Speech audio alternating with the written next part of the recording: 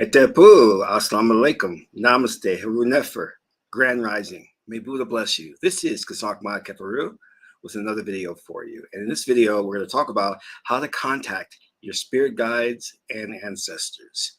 But before I go into that, I want you to hit the like button on this video.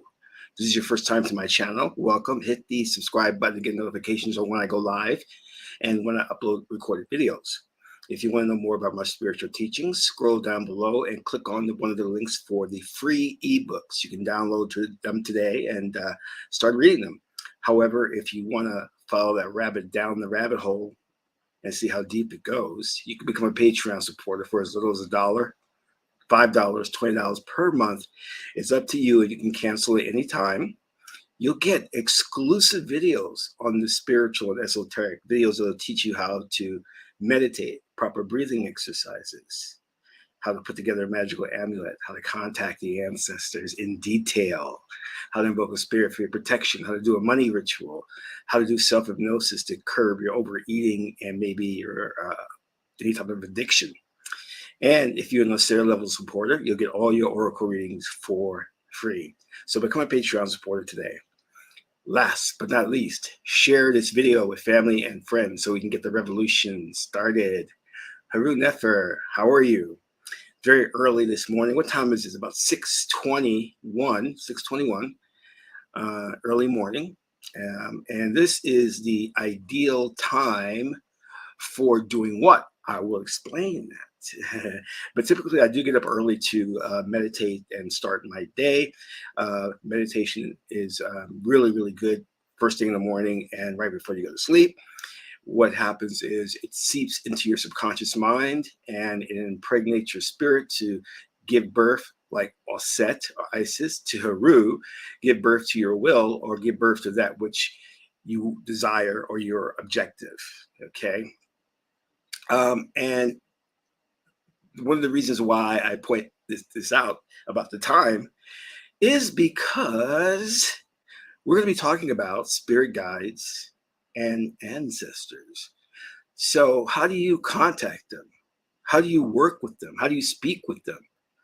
What exactly are they? What do they do for you? Well, let's get into all of that. Now, there's so much to cover here. I could talk about contacting the deities,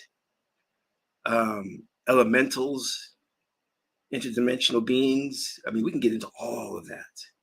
But let's stick to these two for the subject of this video.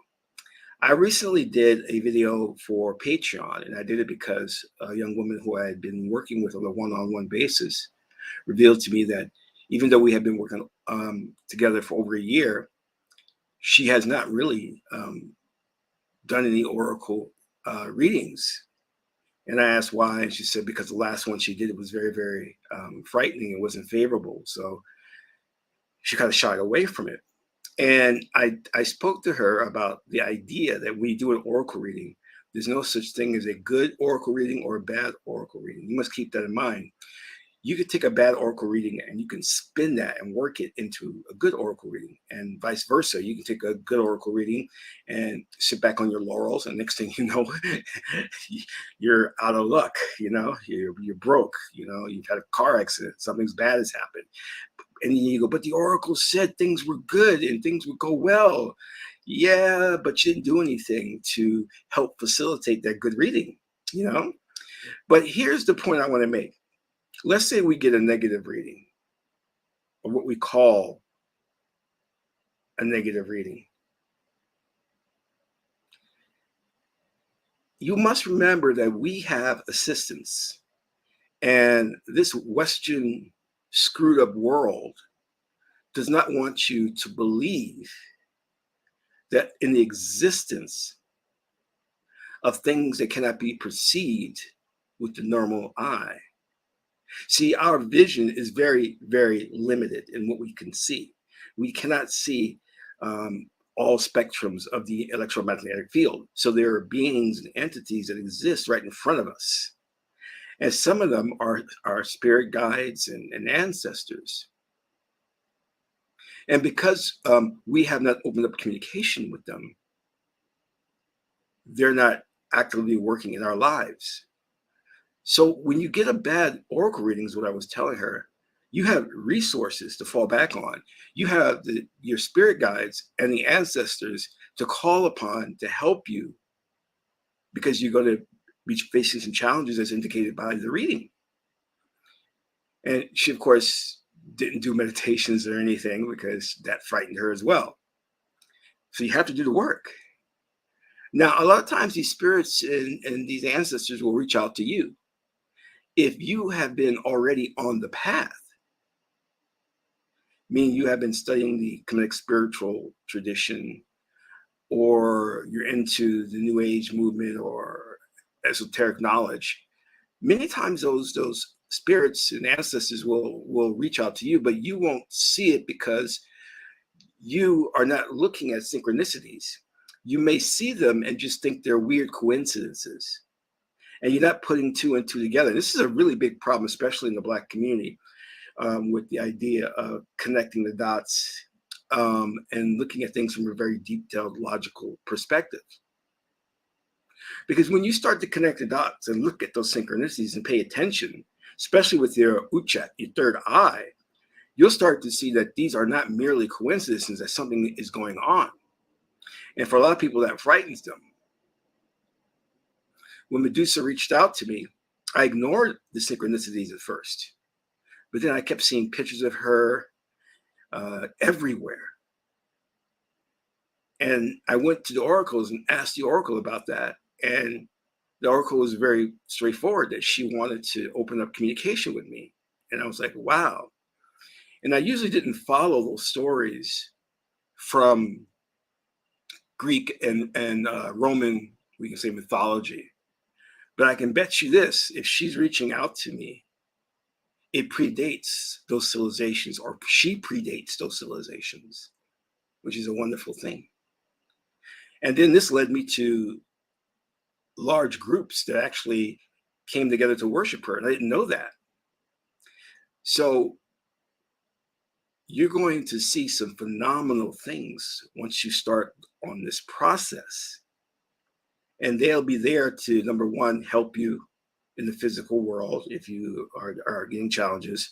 But also another great benefit that is so wonderful, they can put you in contact with the Akashic records, or they can impart their own wisdom and knowledge onto you to help you with situations, to give you real insight into things and knowledge that no one else has. That's amazing. This is why certain people come out and they write these books, and they immediately get followers, and they sound so profound. And that's because they're in contact with otherworldly beings who are giving them this information. Now, I'm going to say it straightforward to you. I'm going to be honest. The ruling elite, the oligarchy, the 1% that controls this planet, are in contact and communicating with their so-called spirit guides, but they're called interdimensional beings. These beings are advising them on how to do certain things, and these beings are not good at all.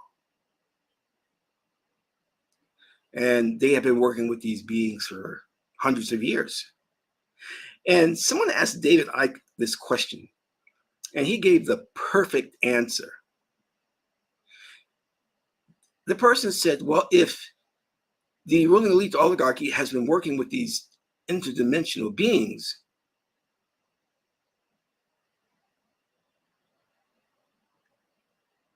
and these interdimensional beings have a plan for humanity, why are they taking so long? Because, as you say, they've been working with the oligarchy for hundreds and hundreds of years. That doesn't make sense. Who has that amount of patience? And David Icke gave the most eloquent answer. He said, you must understand that we live in the fourth dimension, 3 dimensions of space, 1 of time, which I call the space-time continuum. What may appear to be hundreds of years to you is only minutes to an interdimensional being. Their time and how they experience time is greatly different than how we experience the passage of time. And I was like, wow, he's 100% correct. So we may perceive this as 300-400 years, while these beings may perceive it as only 6 hours. So we have to keep that idea in mind. But I'm sorry, I digress. I did some books and some things that can really start you out on the process that I recommend. And the first one, which is very interesting, I got it and I read it because I know the author. Well, I spoke to the author, is called How to Talk to an Alien. And the reason why I'm recommending this book, or I'm not actually recommending endorsing, I'm just saying you should read it and take from it what you want, is because some of us, believe it or not, have alien ancestry. You could be what we call as a star seed. That's for another video. Another one is, of course, summoning spirits. I talk about this book on a regular basis. And another thing is, and I think this is the last thing, which is the angel tarot. Because, you have angel guides too. And some of you are more into the whole idea of the angels than the spirit guides. And that's okay. There's nothing wrong with that. So let's get down to business here. It is best to try and live a spiritual life, which will automatically open the door to a spirit guide coming to you or an ancestor coming to you. It is said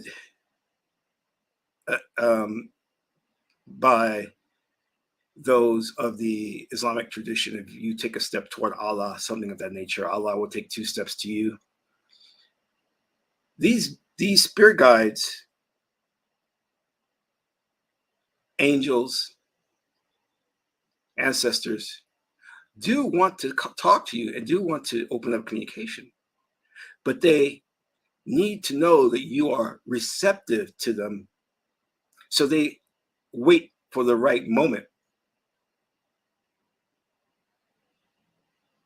Woman was telling me that she's not getting any message from her spirit guides, and I said, well, let's do a ritual at your house, and we'll do it about 2 in the morning. Make sure no one's there, and it's going to be dimly lit. She goes, ooh, no, I'm too scared. And I say, well, you see, that's the issue. One of the wonderful thing about our ancestors and the spirit guides is they understand your level of competency when it comes to these occult practices, and they don't want to scare you. And they know if that rapping at the door, which often happens. It's funny. Last night, I let my ferrets run around in the living room, and I closed the door, and I'm lying in bed, and I hear these knocks at the door. And these are clearly knocks, not bumps, right? And I know there was no one home. And I said to myself, there's no way my ferrets are knocking at that door. If they're knocking at that door, I got some extremely talented ferrets. Or you may hear footsteps. Now, those things don't bother me because I know they are my ancestors. But to the average Joe, they may terrify you. So the ancestors don't want to do that, so they won't appear to you or come to you in that manner. They'll wait until you are ready. Then they'll make themselves known. An ancestor came to me at my old place, and it freaked the hell out of me, scared me, like terrified me. And I yelled out, leave, leave. And I wish I had done that, but I wasn't ready at that point in time. So you have to be open and receptive to these things. And more importantly, as I said before, sometimes it'll be in your face. Sometimes the ancestors or the spirits will be like, here I am, hi, let's work together. Other times it's very subtle, as I said, with the synchronicities that start to appear. And then you have to start decoding them and reading signs and omens and say, oh, this is a spirit guide that's trying to get my attention. And let me say something to you guys who are more into angels, working with angels. And that's great. But there's no difference between working with an angel and a spirit guide or an ancestor. No difference. It's the only difference is that the Western psychology is played trickology on you by making you think an angel is more divine than a spirit guide or an ancestor. Okay. I mean, technically, yeah, you can say yes, they are a little more divine, but you can get an ancestor just as divine, which we call as a shepsu. Now, one of the things, as I said, you want to look for is those signs that there's something going on. But to directly contact an ancestor or a spirit guide, there are two ways of approaching it. One is you can research one in particular. Maybe it's a particular angel that governs something like money or something, or can help you in that area, or a spirit that governs that, you know, or your ancestor, you know. Otherwise, you can leave the door open and say, you know, I am open and receptive to my ancestors or a spirit working with me. And the reason why I say that there's those two paths, because if you pick one and there is a particular spirit you want to contact or an ancestor, they may not reach out to you. They may not want to communicate with you for various reasons you may not know of. But if you leave the door open, more than likely, one will come through. Now, get this, that usually is on your level. Now, what do I mean by that? You usually work with those guides and ancestors when you're starting out that are kind of similar on your level, like attracts like. And that's good. Now, just because you may think they're on your level, they can't help you or give you any wise information. Remember, they're in the spirit realm. So there's a difference between the lower mind and a higher mind. You're operating out of the lower mind. So you can only see what's in front of you and the immediate. The spirit realm, the ancestors are working through what you may call as the higher mind, where they have a big overview, a holistic view of everything. It's a difference between like crossing the street and seeing what's on the other side of the street and being up at the tall building and looking down and seeing all of the streets of the city. That's how the spirit guides see things. They can see everything.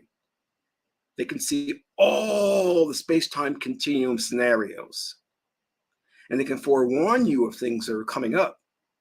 Or they can handle things on your behalf if you ingratiate yourself to them. Now, a sure way of losing a connection with an ancestor, for example, this specifically to an ancestor, is, for example, if you disrespect them in a way or so.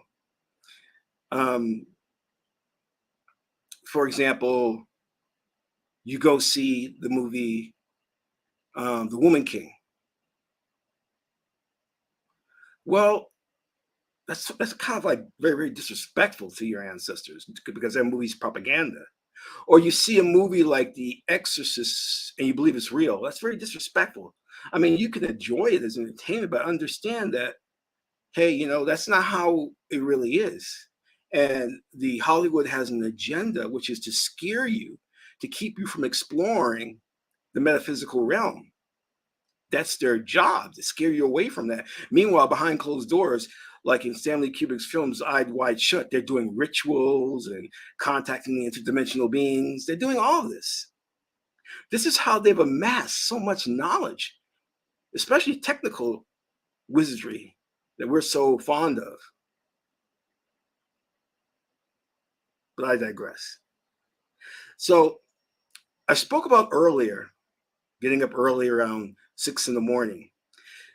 The best time to open communication with your spirit guide or an ancestor is around 3 a.m. or 6 a.m. Some call them the witching hours. And that is the perfect time to open up that channel, because their world and our world forms a type of bridge. Now, how do you communicate with them? Basic meditation. And if you're not familiar with that, go see some of my earlier videos or check out the meditation instructions on Patreon. But when you're in the meditation state and you get deep into trance, and you'll feel it, because it's like being awake but sleep. You know what I'm saying?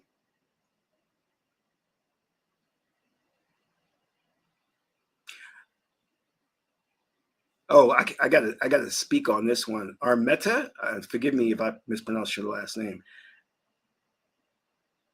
Can they cause electrical disturbances and repeat numbers? Absolutely, 100%. That's a spirit that's communicating with you, because the first one, which or ancestor, the first ancestor that came to me caused, I thought I was getting electrocuted, a serious electrical disturbance, and they do it usually in the four corners.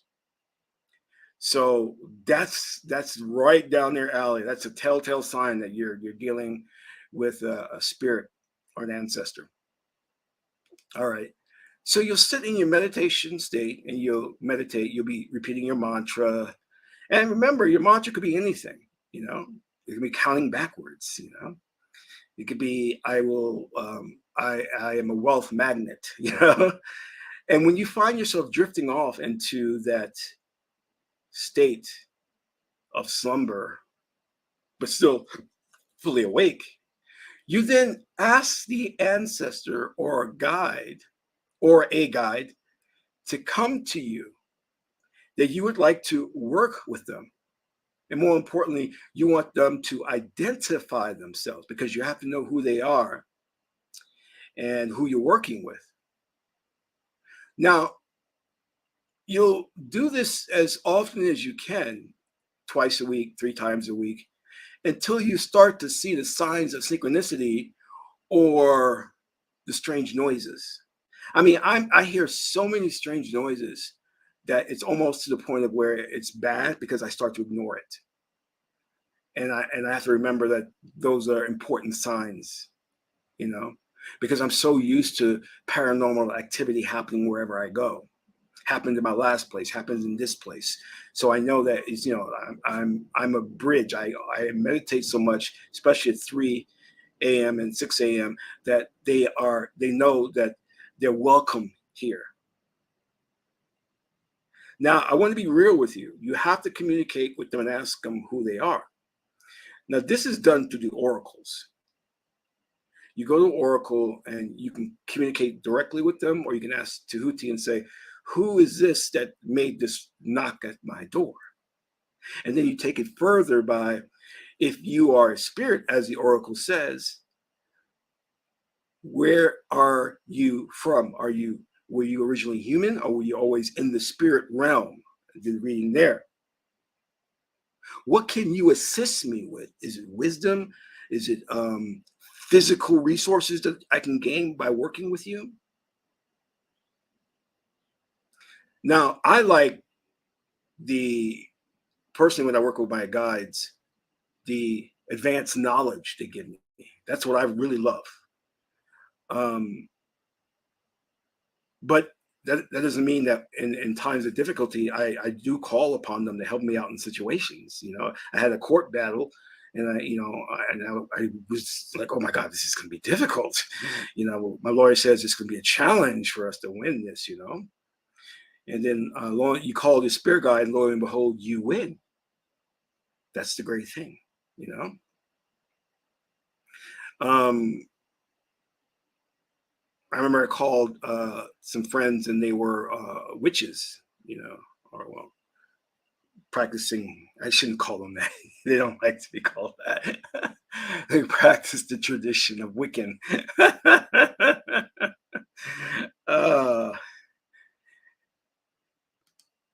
Yes, any oracle will do. Any oracle will do. Okay. You can use the I-ching, the tarot. Anyway, so I was telling her about the court case, and she asked a very good question. This is how you know that they know their stuff. She says, before we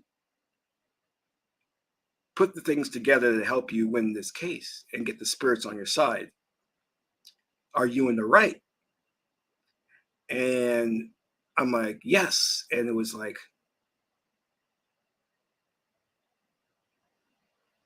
good question to ask.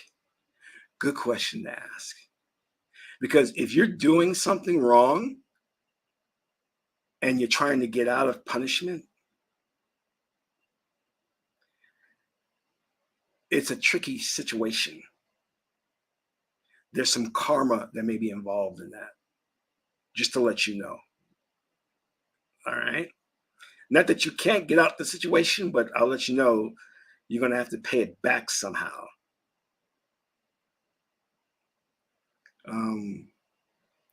But it's okay because, look at it this way.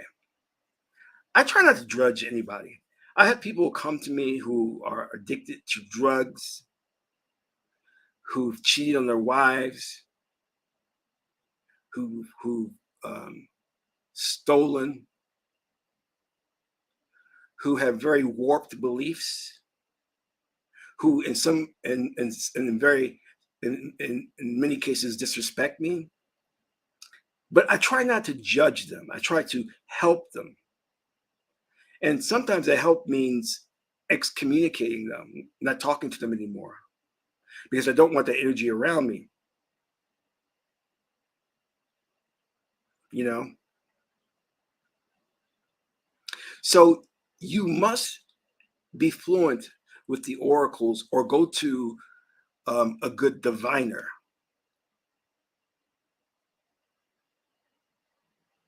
And a lot of times I have what I call as a vizier.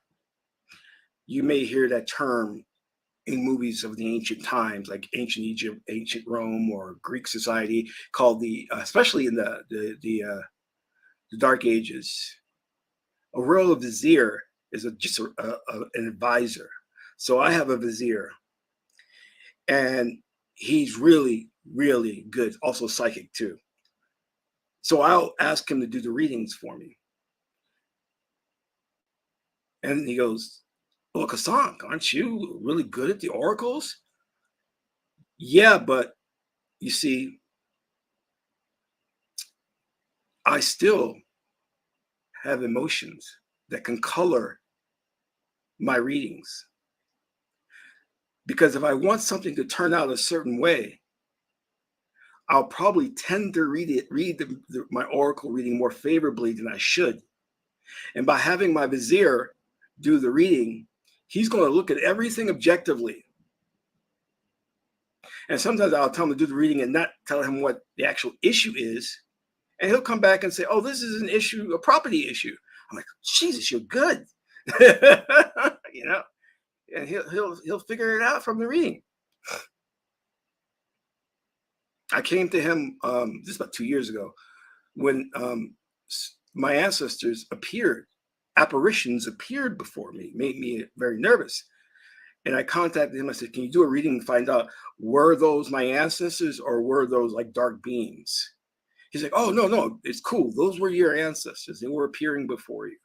I was like, okay, great, because they made me a little nervous there. There is nothing to fear. I had somebody said to me, I'm scared of demons. What do I do? I said, listen, you have to understand, there's a chain of command here. And you're at the top. You're like the CEO. You see, you're God. And they are on the bottom of the totem pole. So technically they take orders from you. But because you're Sahu, you're emotional. You express the feeling, your person expresses the feeling of fear. And of course, these demons are going to seize that opportunity because you don't know who you are. You've been trained in society that teaches you I'm human. No, you're God. Remember that. That's something you should never forget. So I don't ever forget that when I'm inviting a spirit, because it's happened to me before, because there are some spirits that are tricksters and liars. They will lie to you. And you have to validate what they say. And you have to command them. Remember, you are their boss. I'm talking spirits here, not ancestors. Don't treat the ancestors like you're their boss. You know? So a demon comes to you, you need to command that demon to go to work for you. Don't do that with an oracle. I'm sorry, oracle. Don't do that with an ancestor. When an ancestor comes, show reverence and respect, because they may have a lot of information to impart to you. There was a school that was looking to get books on slavery. And I happened to be talking with one of the teachers. She was nice. She was a nice girl. I forgot her name. Jesus, what's her name? Well, she was Hispanic. And what I told her was this. I said, you know, really, those kids can go into a state of trance and contact their ancestors, and the ancestors can impart knowledge onto them about what they dealt with in slavery. And if you want to take it further, those students can astral project to that time of the Middle Passage and be there and experience it from themselves and come back and write reports that would blow your mind. And she was like, wow. I said, yeah, it's all real. I've done it. You don't want to do it though, because it could be traumatic. You've got to be ready for these things. I wouldn't advise you sitting down there and just trying to astral project yourself back to a slave ship. That's going to be traumatizing for you. You'll come back a bit messed up. And that's happened to me a number of times, because you can go so deep into that state. When you come back, you don't remember who you are, where you are, what's going on. You know, where am I now? What's going on? Who's that fat Lizzo? You know, because you were so deep into that time period and experiencing it.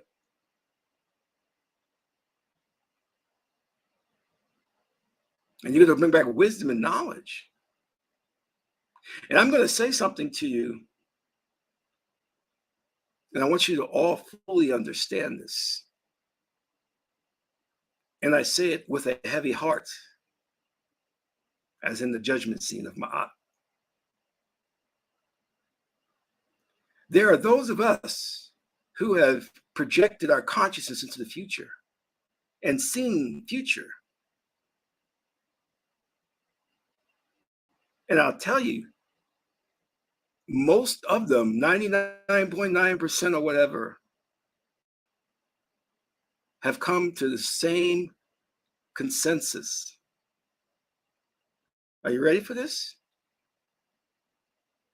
Put a 1 in the chat if you're ready for this, because this is deep. All these independent people have projected their consciousness into the future and seen the future. And they all come back saying the very same thing. I don't see no 1s in the chat box. Where's the 1s? All right, I won't tell you. So there we go. Got to make sure you're listening. Also, please make sure you hit the like button, and please donate to the channel if you get an opportunity. It would be appreciated. So they've all come back saying the same thing. There's no Black people in the future. There's no Black people in the future. And I totally believe him because I can see following this space-time continuum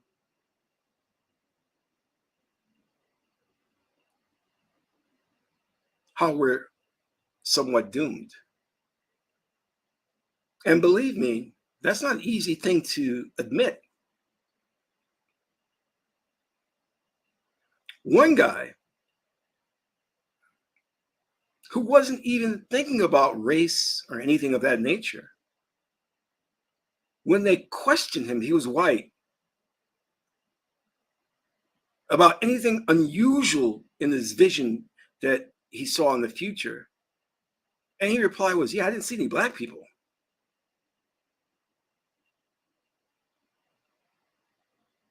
Disturbing. But remember, we don't have to head toward that future. There are different space-time continuums. And depending upon the decisions that we make today, can have us veer off that and never go into that future, go into one where we do exist. But it will take a lot of work. But anyway, I digress. And light beings, Professor X, are some of the greatest beings you can work with because they're loving, they have an immense amount of knowledge. But they call you to, it's a higher calling. Because when you work with them, you have got to understand. Look, I've worked with light beings. Let me explain something.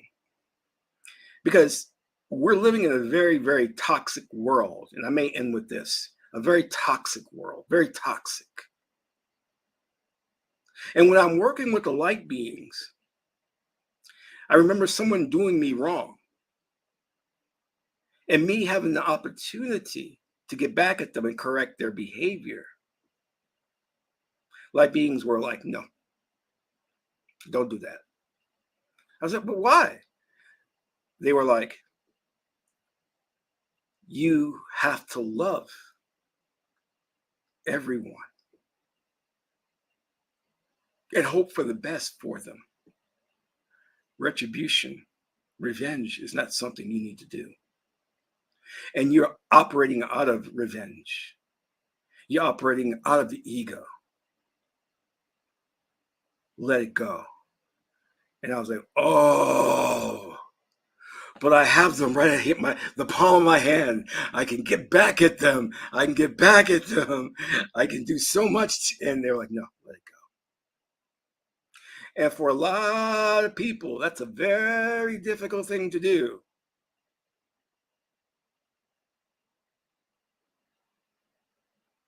Had one guy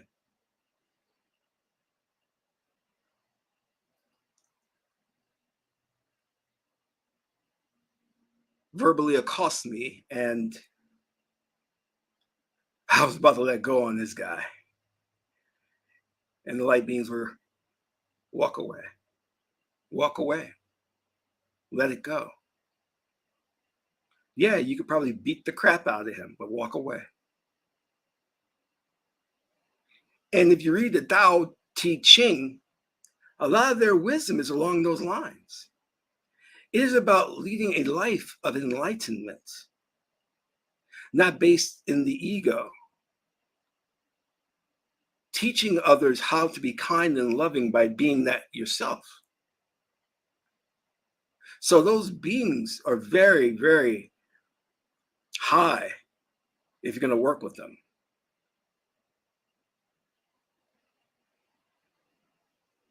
Okay, so just keep that in mind. I mean, I had times when a situation happened that embarrassed me.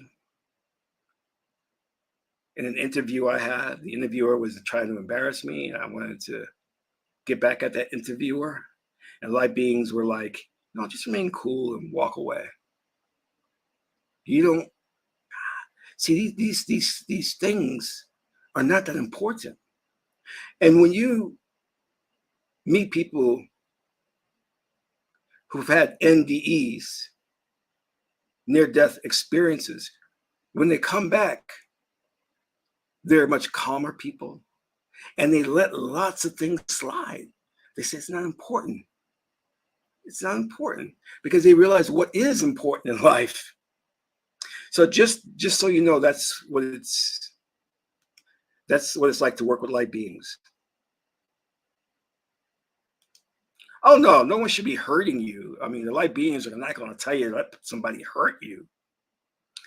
But where there's an opportunity to teach them, that's what the light beings want. If doing something with your behavior, such as walk away, would demonstrate to them how spiritually correct you are, the light beings will say, do it. Because they're all about teaching people the highest spiritual knowledge by you being that role model.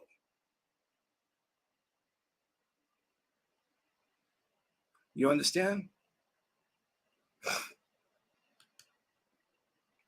So I didn't mean to get off into light beings, but there's some of the best people, best spirits. Well, they're not spirits. I can get, it's a detailed thing, but they're ancestors to work with. Because your ancestry may be light beings, you know? And that's what you're here for, is to express love and light. Not in the way we perceive or the way the narrative Jesus is painted, because that's a very passive, weak way he's painted, but more so in like the Christ consciousness, if that makes sense to you, if you understand what I'm saying. That's more along the lines of what light beings are. It's like I can walk through a casino in Vegas where people are smoking and drinking and be friends with the people there because I'm not judgmental. I mean, I know they're doing wrong, but that's okay. I'm not judgmental. And I understand their karma is different. Their destinies are different. Sure, if we had lunch or something, I would probably bring up the fact that, that money that you're wasting at the high stakes poker game, you could be giving to underprivileged kids to start businesses and get college funds and things like that. I'll probably bring that up, but I wouldn't push the issue.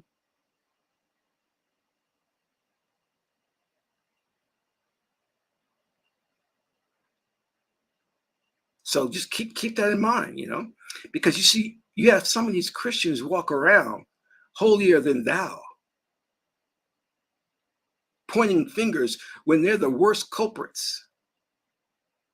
They're the worst when it comes to unspiritual behavior. They're judgmental. They have a ego complex.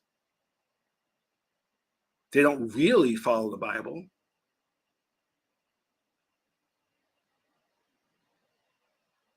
I mean, my mate is like, I said it point blank.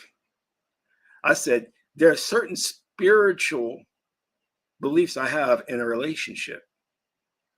And part of that is you're my woman. I am responsible for you.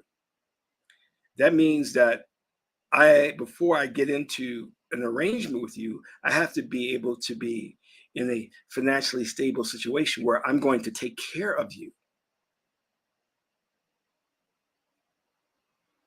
And I'm going to protect you.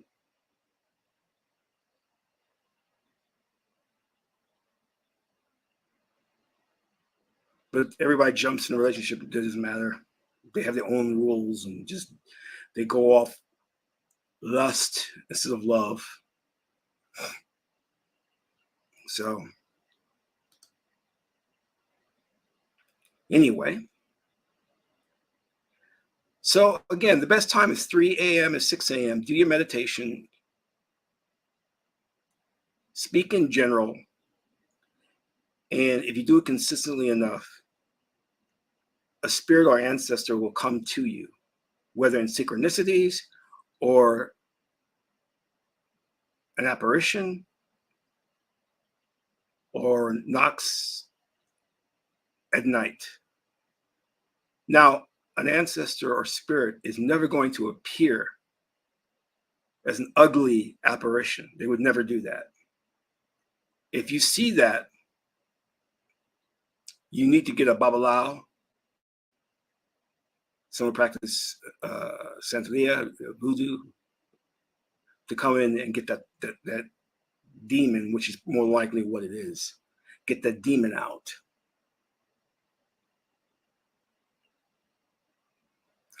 We even have a practice of, I'm not going to go into this too deeply, of when the spirit comes to you, we slip a piece of paper before the spirit and said, you know, do you mind writing your name down? Because they can't lie when they're writing their name down. They can lie to you verbally, but when they're writing, they can't lie. So once they write their name down and you see it, you can verify who they are by, you know, going to the internet, Googling or whatever. And if it comes up, angel, you're cool. Light being, a slave during 17, what have you. Okay. But if it comes up, demonic demon, you know, okay, no, can't work with that thing, you know.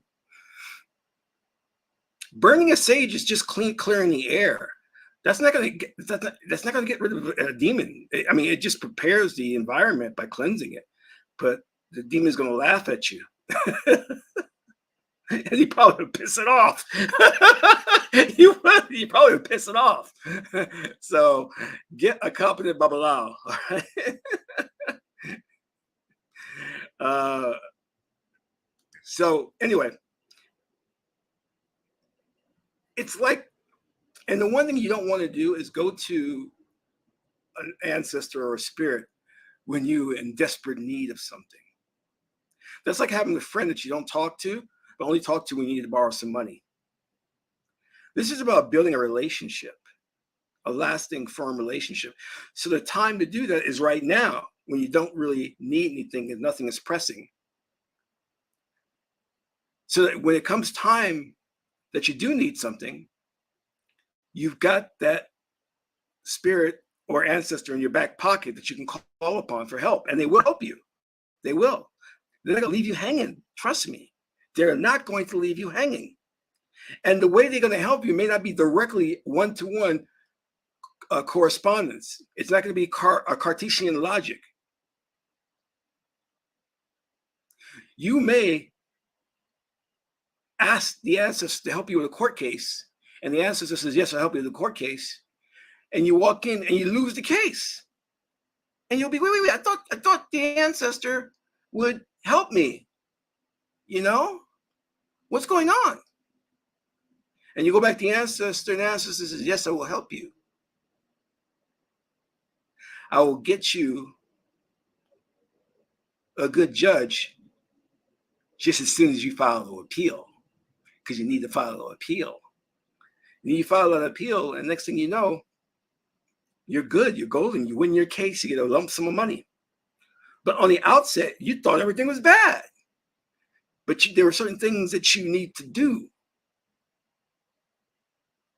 because the ancestor may not be able to deal with that judge. The judge may be just corrupt, taking money under the table. And if you don't think judges do stuff like that, they do all the time.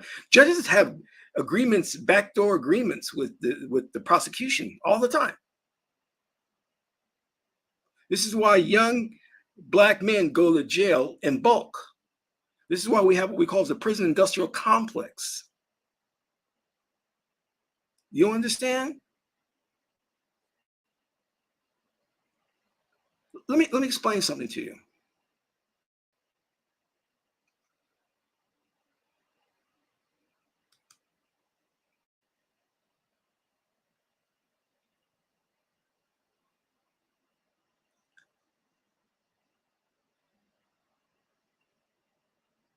Oh, that's awesome, Blackfit. That is awesome.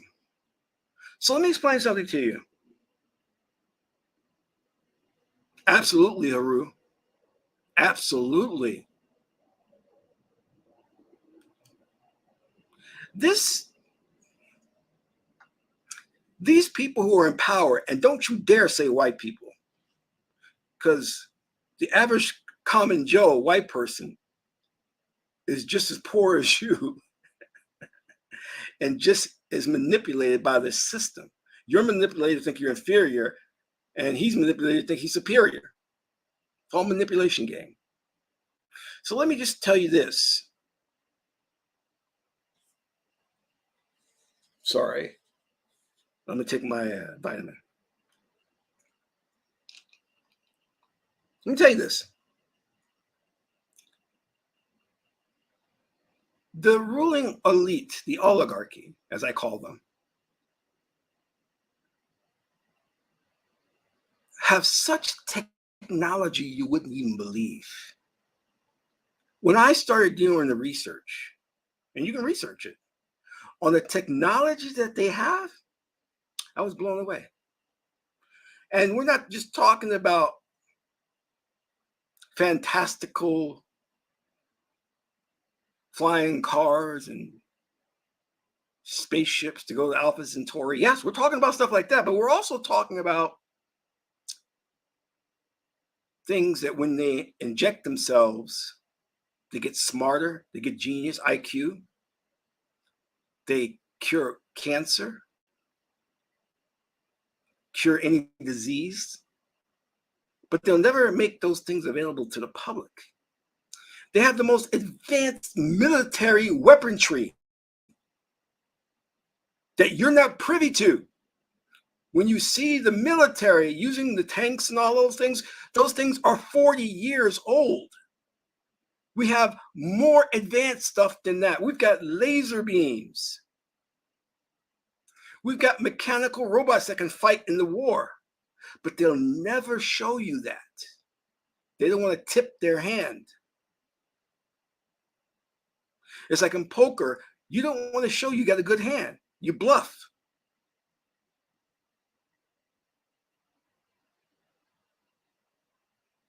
That's right. They have injections to make them geniuses. And add to that, they communicated with interdimensional beings who are giving them this knowledge about future possibilities, which I'll go into in another video.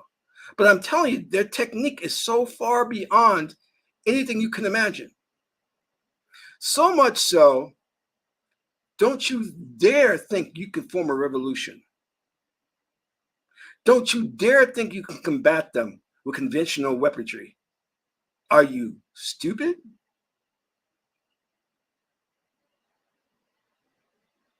They can see us here and now talking.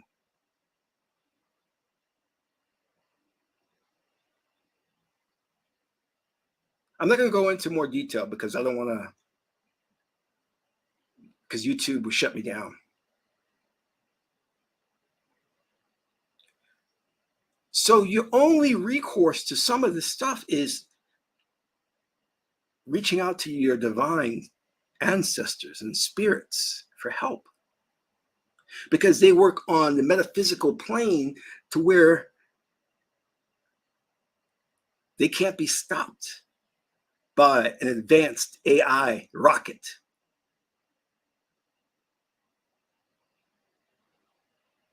They can't be stopped by lasers.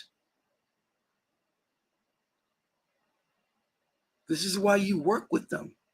This is why Hollywood spends billions and billions of dollars to make you afraid of death, to make you afraid of spirits, to make you afraid of ghosts. Hollywood is part of the propaganda machine of the ruling elite.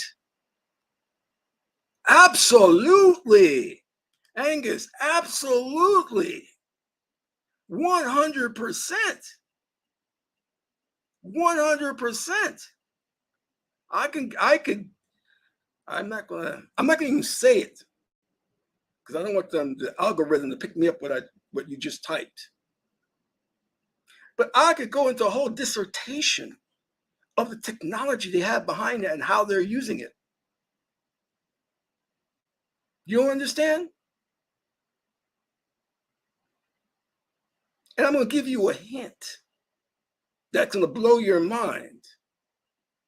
Just a little hint about what you just typed. And I remember me sitting in a stock brokerage firm. many years ago, many years ago.